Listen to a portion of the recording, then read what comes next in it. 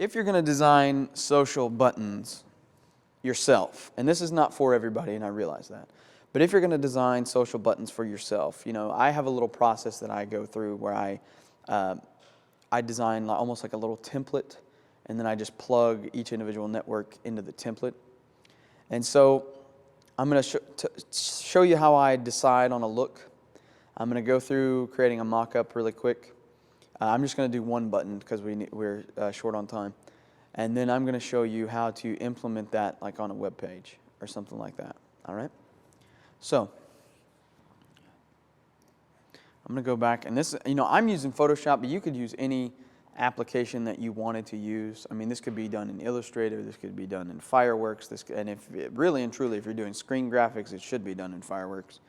You know, so shout out to my Fireworks peeps. You guys are really proud of me for saying that, I'm sure.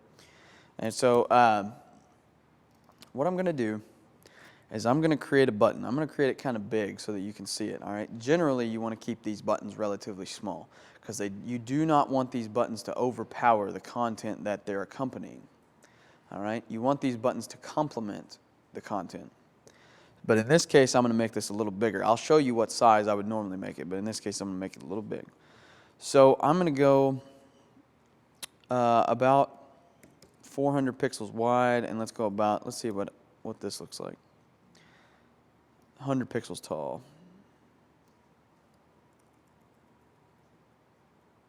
All right, that looks about right.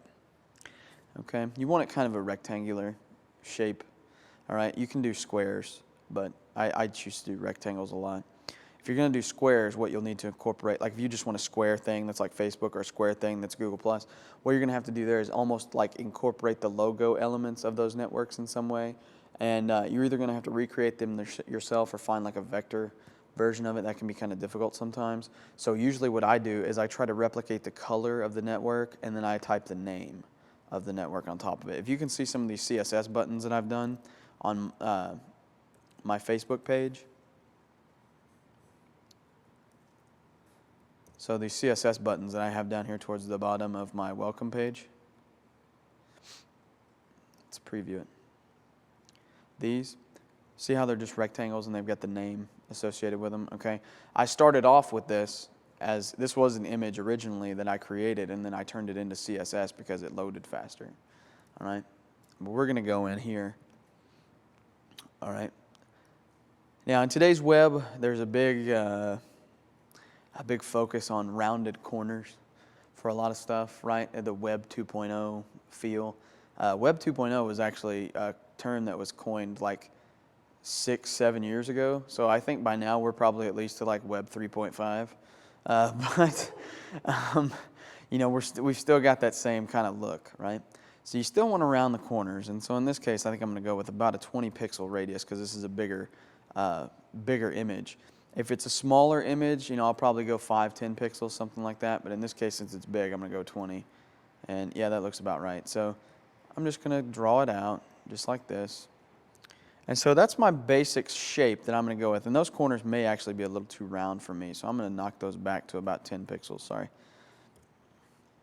And so I'm going to knock those back like that. And that looks much better. Okay. So there we go. All right. And so that's the basics. I'm going to throw the background layer away because remember these are going to be transparent because they needed to be displayed on my website somewhere. And so this is the basics. So I start off by determining a shape. That's either a circle, a square, or a rectangle. It can be a triangle. I mean, there's any type of shape you want, okay? Just depends. Then I'm going to determine the text that I want to use. And in this case, well, good Lord, let's create a new layer so that I'm not typing it into the square. In this case, I'm just going to pick a very easy to read font so you guys can see it.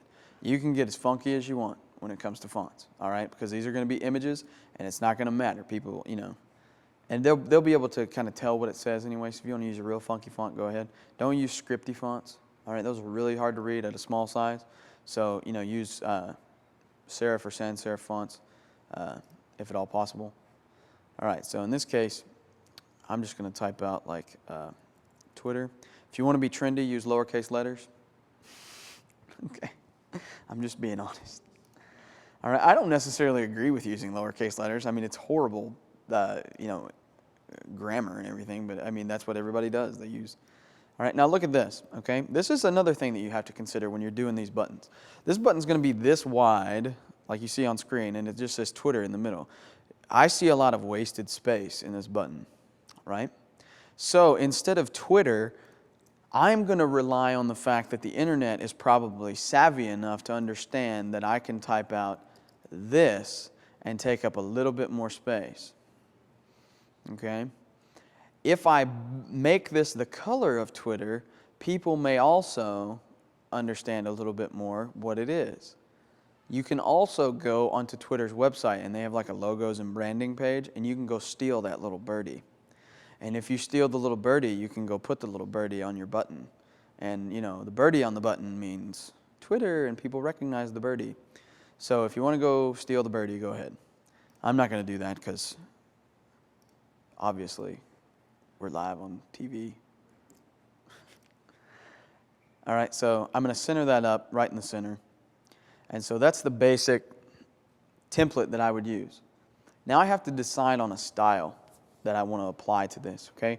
And depending on your website, that's going to be different. So this is totally subjective, all right? So this may not work for you or whatever. So I'm going to go in here, and I'm just going to double click to change my color. And Twitter, you know, Twitter is either like a light bluey color, or it's a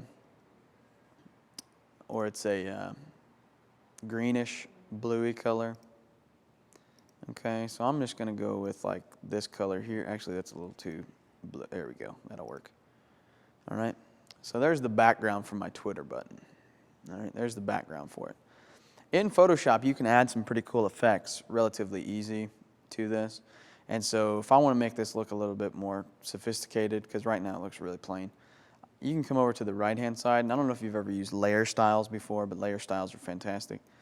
And so inside of the layer styles dialog box, there's this cool thing called gradient overlay. And when I click on gradient overlay, you're going to see that it automatically covers up my cool color. And you're going to think, well, Justin, that looks stupid. And yeah, you'd be right.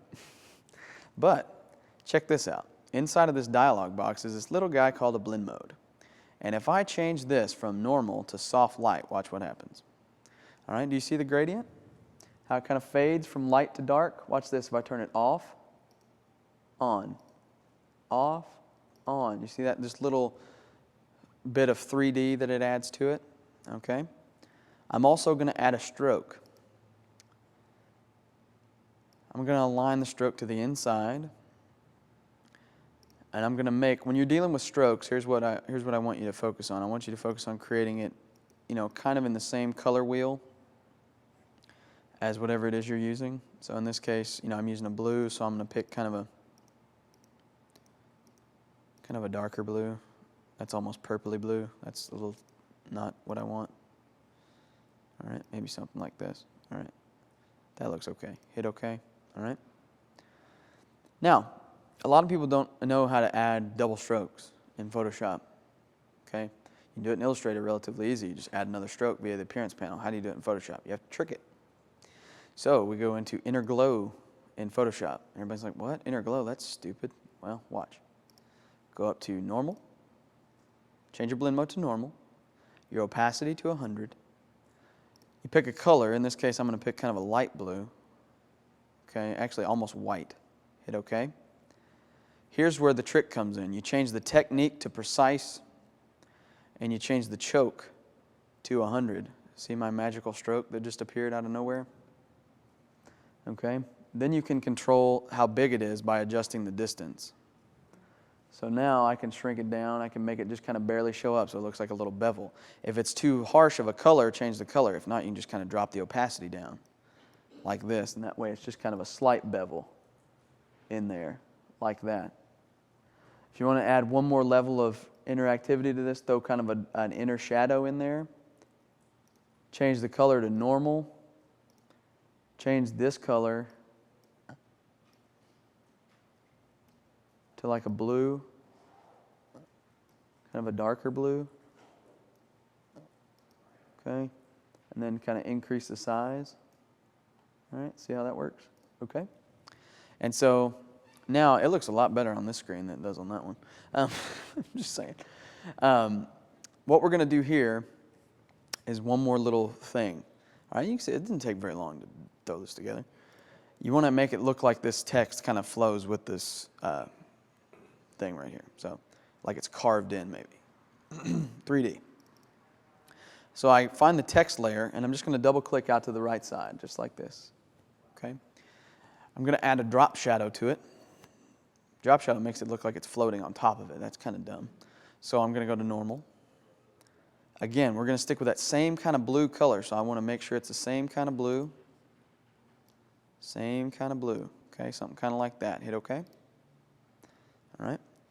Opacity to 100. Size to 0. Turn off global light. Change that to -90, the angle.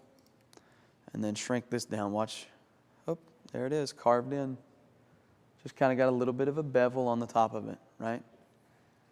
Now, I could have done a bevel, but I like to do drop shadows. They're easier to control. I might even make it a little darker. There we go. Hit OK. Kind of pops a little bit more, all right? And so now what I would do is I would go in there, because I used all blue for all that, right? If I wanted to create another one, I could go to Image, Duplicate, and let's call this one like YouTube. Okay. So this one, we call this one YouTube. Instead of follow me, I could do like watch me, or whatever I wanted to put there. Okay, I'll center it up. And then all I have to do is come in here to the color of this. YouTube's red, so I'll make it red. There's the red. It's still got that subtle gradient on it. And then I go into the layer styles, and everything else that was blue, like the stroke, I change that to a dark red. All right, the inner glow. All right, that one's almost white, but not quite. So I move that over to a red spectrum. Hit OK. Inner shadow, that one's blue. I move that over to a dark red. All right, OK. And I've replicated that same button. It looks totally different, but it's the same basic template. Okay? And so I would just save these out as images if you want to, or you can utilize CSS. We're going to run a little short on time, so I'm not going to be able to show you how to do these completely in CSS. But I can show you how to implement them as HTML on a web page. Okay? So what I'm going to do here, I'm going to take this little follow me button, and I'm actually going to put this live on my website right now. Okay? So I'm going to take this. I'll resize it. File, save for web. All right. If you're dealing with transparency, you want to save it as a PNG. I'm going to shrink this down. I want it to be about 200 pixels wide. Actually, it's going to need to be a little bit bigger than, or a little bit smaller than that. Maybe 150. All right, 150, something like that. Okay. And then I'll hit save. Save it out on my desktop as Twitter. Okay. All right, now I'm going to teach you a little HTML. All right, I'm going to teach you a little HTML. So inside of HTML, what you're going to need to know is when you're typing out links, you're going to need to know how to do less than and greater than signs. Everybody knows how to do those. Okay, shift, less than, greater than sign. All right, when you're typing out a link, it's A space H ref. A H ref. Okay, that just means, where's my link going? Equals. Every HTML tag has parentheses, or excuse me, quotation marks. It's been a long week. So, quotation marks. All right, in between those quotation marks go the address to wherever you're going. In this case, twitter.com/Justin Seeley, shameless plug. And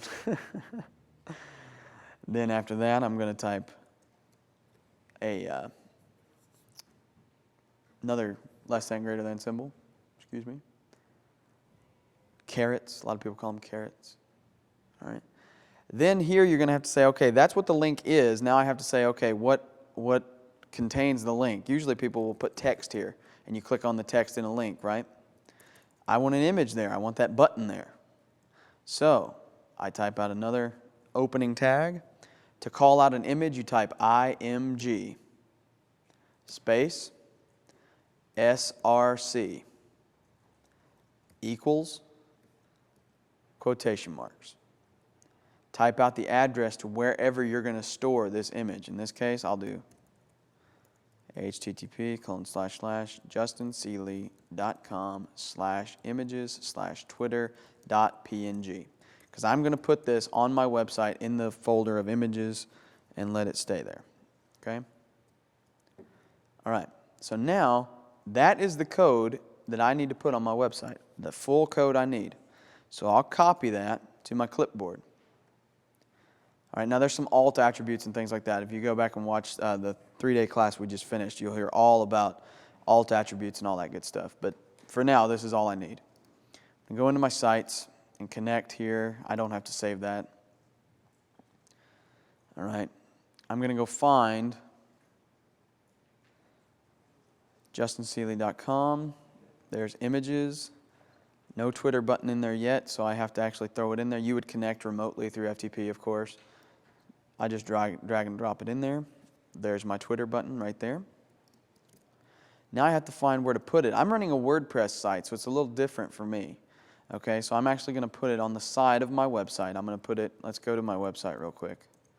Okay, I'm going to put it right around in here somewhere. Actually, you know what, for demonstration purposes, I'll put it like right here. All right, so I'm going to go out and I'm going to find my WP content, themes, find the theme that I'm running, and that's your sidebar in WordPress. That's what that thing is on the side, so you find sidebar.php. And right here, I find right here, see where it says begin logo? So I know that's where the logo is. So I wanted it right beneath the logo, right? So here's where it says end logo. Okay, cool. So right beneath that logo, whoops, I created space where I shouldn't have. Right beneath here, I'm going to paste in that code that I just wrote. Theoretically, when I save it, if I go out to the website and refresh it, there's my little follow me button. Okay, it's a little too small. I should have resized it a little better. But you get the idea. And so if you study some CSS, study some HTML and stuff like that, you can start creating these little buttons like this to easily put them on your website. That way you don't have to rely on Icon Finder or some of these other websites. That way you can start creating your own. You can use your own creativity to imagine what these things look like and then build them yourself and then implement them, and that way you look different than everybody else. If you look different than everybody else, it's not necessarily a bad thing. Okay, it's not like in high school, like if you look different from everybody else, you got made fun of. This way, it's a good thing because it showcases your creativity and all that stuff. You got a question? Yeah, Justin. I like to feel when I click on something or watch it actuate. Sure. Will that move? Or No, it will not move by default. No, unfortunately, you'd have to control that through CSS. And so, what you'd have to do is learn how to change rollover states through CSS and things like that. But there's a lot of different programs that'll do it for you. Dreamweaver, for instance, will do rollovers for you. There's a lot of website generators out there that'll do CSS buttons for you and all that kind of stuff.